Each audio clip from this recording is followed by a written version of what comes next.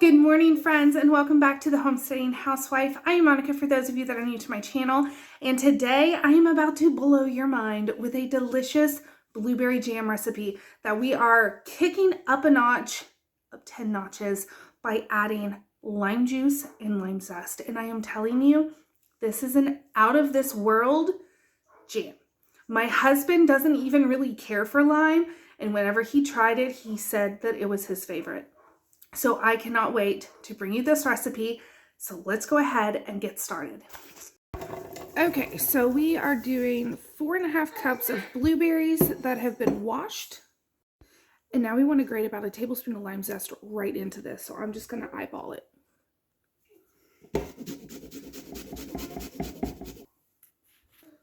Okay, once you get your lime zested, you then want to juice them. So we want about 1/3 cup of lime juice. Okay, so it took 2 of my really large limes to get 1/3 cup of lime juice. So now we're going to crush this and add in 6 tablespoons of pectin, which is 1 box.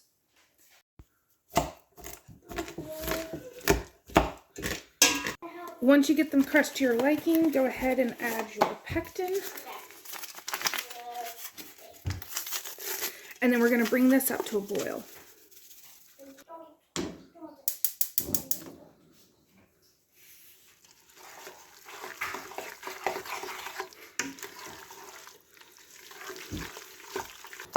And I have it on about a medium-high heat.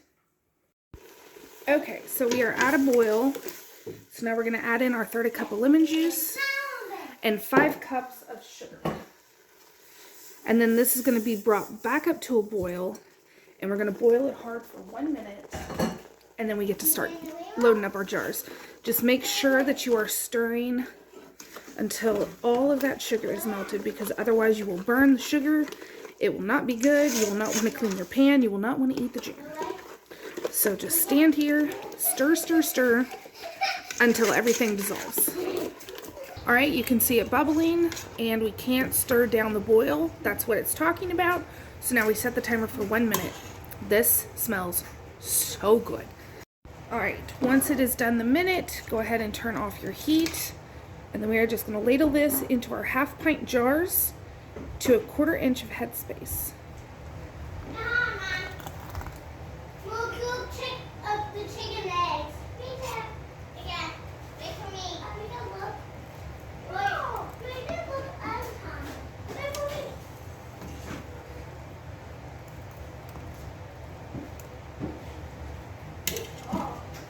So right here is that 1/4 inch mark.